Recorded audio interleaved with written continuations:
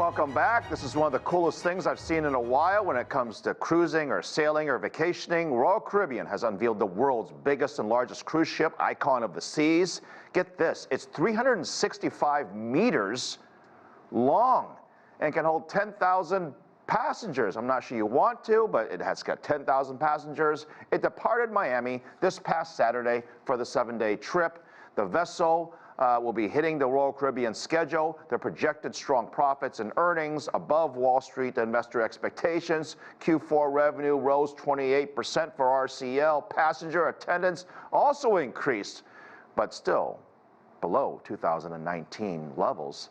Despite all this, they say that 2024 will be very positive. So that seems like it's good news. We'll talk more about cruising and see if it's going to get back to where it was pre-pandemic. We're going to dive into this. Joining us is Stephen Scott, CEO of Travel Hub 365 and Odyssey Travel app. Good to see you. You know, a few years ago, in fact, you may remember it was the Princess Cruise that started the whole pandemic thing all around. The cruise industry was essentially left for dead. Fast forward to where we are today. Are you surprised how quickly or how much they have bounced back? You know, I'm not actually surprised on how quickly it bounced back. I was surprised on how long it took to get back on their feet. Royal Caribbean is proving that they know the model to grow this business and grow it back fast. And they are doing some things that are just incredible. I mean, their new ship, Icon of the Seas, is a completely new ship class that's built on top of something that is familiar, but they've taken some new things and added a lot of spice into it. So customers are coming back strong. We've been hearing about it for the last 2 years and booking strong for the last year with our customers. I mean, essentially, it's like a theme park on the ship now, right? And you've got 10,000 passengers on board. Now, some people would say, and I don't know if you feel this way, that at some point it's too many people on board, and doesn't really feel like a vacation. But clearly, Royal Caribbean doesn't feel that way. You know, back in '97, I could hear those same things happening as my mother was a travel agent for years. And back then, the same words were being said. It's too big.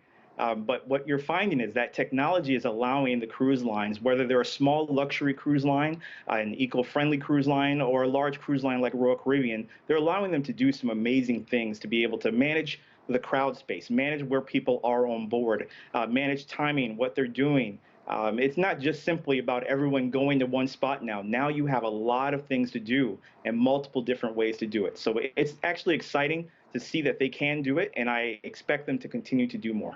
And of course, you know, at least here in the U.S. and Europe and Asia, we generally know what the routes are, right? They're visiting sort of very touristy ports. You've got Alaska, you've got Hawaii, you've got Mexico, and on the East Coast here, you've got the entire Caribbean with about 100 different islands. So there's no saturation, but there are a lot of ships out there. I mean, I know Royal Caribbean's got some new ships, but the other cruise lines, Carnival and Norwegian, and a couple over in Europe, they have so many new ships coming online.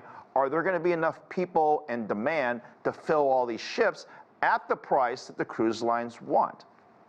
You know, the prices, you know, that's a great question. The prices have actually gone up significantly since the pandemic. And in the beginning there, it was about the revenge travel. Everyone just had to go. Now it's about the consumers that are saying, I'm going on a cruise and you're coming with me.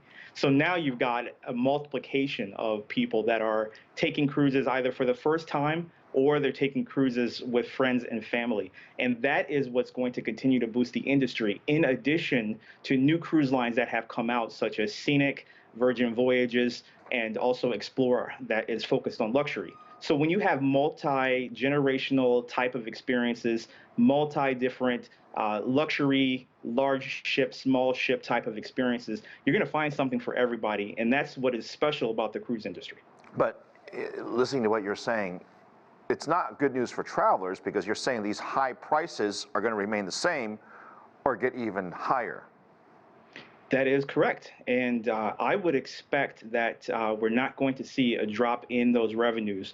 Where you're going to see cost savings is when you do work with travel advisors like us, where you're able to start to get down into what specific type of experience are you looking for and what value can we provide from those experiences. Just booking a cruise anywhere and anyhow is not the best way to save money or find value. You've got to be able to get support and resources to be able to do the best you can. All right, well, here's your chance.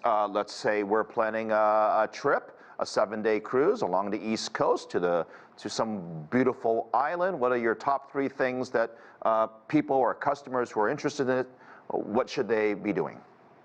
Well, you've got to find out if it's a family of 4. Those are questions that you want to ask, or do you have children, or are you just a couple?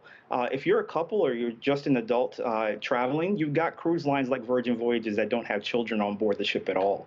Or if you're looking to get some sun, get some fun, and get the kids out and have a great time, Royal Caribbean's Icon of the Seas actually has a record-breaking amount of water slides. So you've got 6 water slides on that ship that are going to keep the kids busy and the adults relaxing while they're doing that. So you've got experiences that can be different and special for everyone along that eastern seaboard, and definitely the Caribbean is the place to be.